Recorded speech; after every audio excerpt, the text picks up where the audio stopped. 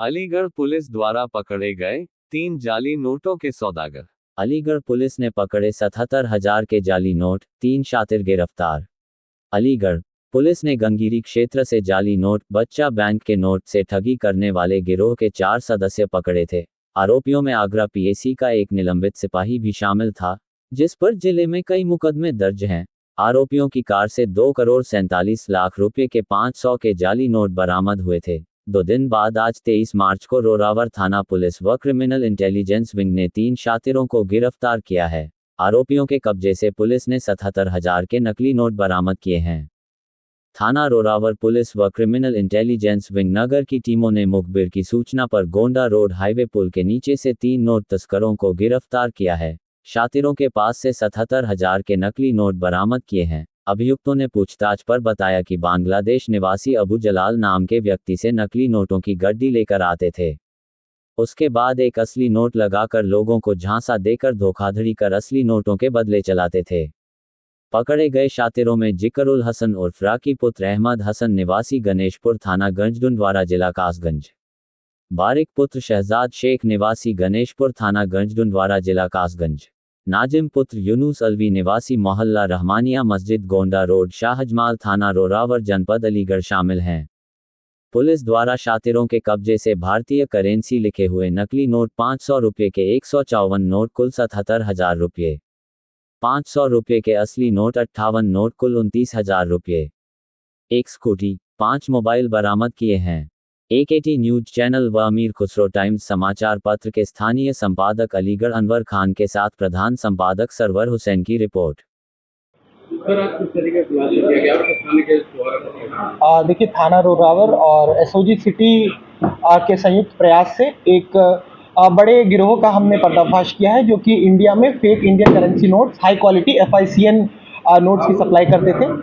3 मुलजिम हमने पकड़े हैं और उनके कब्जे से हमें करीब 77,000 रुपये फेक इंडियन करेंसी नोट्स, जो कि almost similar to original Indian currency, वो बरामद हुई है। कुछ 30,000 के करीब इंडियन करेंसी बरामद हुई है, स्कूटी बरामद हुई है, 5 मोबाइल और अन्य दस्तावेज बरामद हुए। ये रहने वाले कहाँ के? रहने वाले इसमें से कासगंज के 2 रहने वाले हैं और एक अलीगढ़ का लोकल है।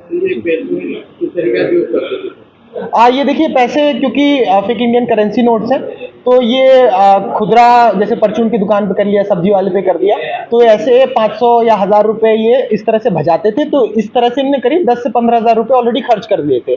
अब इनके पास ये बड़ी खेप जो है उसको खपाने की फिराक में थे, तो उसी में हमारे पास इंट थी, उसी इंट के आधार पे हमने निकाला। कंट्री के लोग भी शामिल हैं? देखिए, पूछताछ के दौरान एक बांग्लादेशी नेशनल का नाम आया है।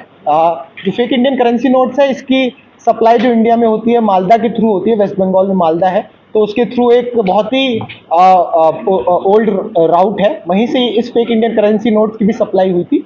इसके जो बांग्लादेशी नेशनल है उनका नाम विवेचना में खोला गया, तथा अन्य इंटेलिजेंस एजेंसीज तथा अन्य स्टेट पुलिस के संपर्क में भी हमें, और जल्दी उन्हें हिरासत में लिया जाएगा। बांग्लादेशी गिरफ्तार है या नहीं? अभी हिरासत में नहीं है, बांग्लादेशी अभी हिरासत में। कितने गिरफ्तार? 3 गिरफ्तार है। मास्टरमाइंड कौन है सर? अब देखिए, मास्टरमाइंड क्योंकि बांग्लादेशी नेशनल है, तो अब मास्टरमाइंड जो भी होगा बांग्लादेश में होगा, तो जब बांग्लादेशी नेशनल हमारे कब्जे में होगा, उसके पूछताछ के आधार पे आपको और सूचना दी जाएगी।